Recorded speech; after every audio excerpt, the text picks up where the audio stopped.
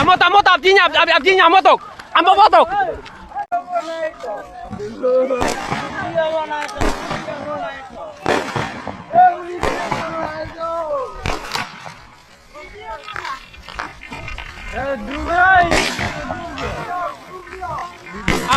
Amot abdinya. Assam Arunachal প্ৰদেশৰ সীমান্তত পুনৰ উত্তেজনা।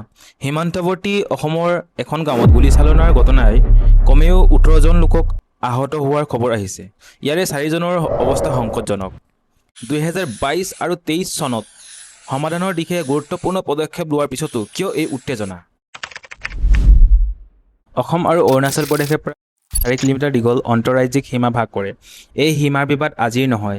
ইয়াৰ শিপা কলনিয়েল যুগৰ প্ৰশাসনিক সীমা নিৰ্ধাৰণৰ ইতিহাসলৈ লৈ যায়। 1914 চনৰ চিমলা কনভেনশ্যনৰ সময়ত মেকমোহন লাইন নিৰ্ধাৰণ কৰা হৈছিল ভাৰত আৰু তিব্বতৰ মাজৰ সীমা হিচাপে।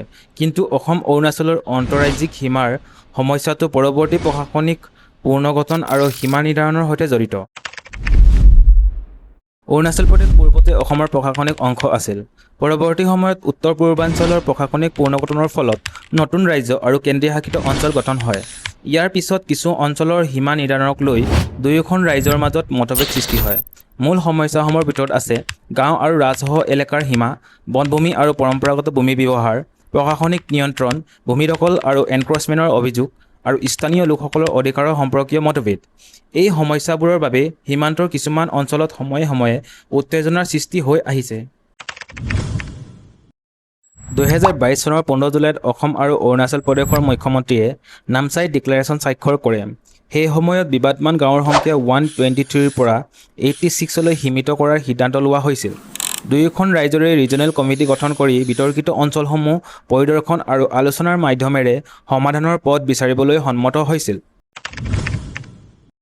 ইয়াৰ পিছত 2023 চনৰ এপ্ৰিলত কেন্দ্ৰীয় গৃহমন্ত্ৰী অমিত শ্বাহৰ উপস্থিতিত অসম আৰু অৰুণাচল প্ৰদেশে সীমা বিবাদৰ সমাধানৰ বাবে মেমৰেণ্ডাম অৱ আণ্ডাৰষ্টেণ্ডিং স্বাক্ষৰ কৰে। এই চুক্তিৰ জৰিয়তে বহু বিবাদমান গাঁৱৰ ক্ষেত্ৰত সমাধানৰ পথ মুকলি হৈছিল। প্ৰকাশিত তথ্য অনুসৰি 123খন বিবাদমান গাঁৱৰ ভিতৰত 71খন গাঁৱৰ ক্ষেত্ৰত দুয়ো পক্ষৰ মাজত বুজাবুজি হৈছিল। বাকী কিছুমান গাঁৱৰ সীমা নিৰ্ধাৰণৰ কাম অব্যাহত ৰখাৰ কথা উল্লেখ কৰে। চুক্তি আৰু আলোচনাৰ পিছতো সীমান্তৰ মাটিৰ বাস্তৱ পৰিস্থিতি জটিল। কাৰণ কাগজত সীমা নিৰ্ধাৰণ কৰা আৰু মাটিত সেই সীমা বাস্তৱায়ন কৰা দুটা কথা একে নহয়। স্থানীয় বাসিন্দাসকলৰ ভূমি, বনাঞ্চল, পথ নিৰ্মাণ আৰু প্ৰশাসনিক নিয়ন্ত্ৰণক লৈ যদি মতভেদ থাকে তেন্তে সামান্য ঘটনাও ডাঙৰ সংঘাতলৈ ৰূপান্তৰিত হ'ব পাৰে। অসম আৰু অৰুণাচল দুয়োখনেই একেখন দেশৰে চুবুৰীয়া ৰাজ্য। সীমান্তৰ সমস্যা আলোচনাৰ মাধ্যমেৰে সমাধান কৰাটোৱে স্থানীয় জনসাধাৰণৰ বাবে আটাইতকৈ গুৰুত্বপূৰ্ণ। কাৰণ সীমান্তত সংঘাত হ'লে ক্ষতি হয় সাধাৰণ মানুহৰ। প্ৰশ্নটো এতিয়া এটাই, 2022 আৰু 2023 চনৰ সমাধানৰ প্ৰচেষ্টাৰ পিছত এই বিবাদ সম্পূৰ্ণৰূপে কেতিয়া শেষ হ'ব?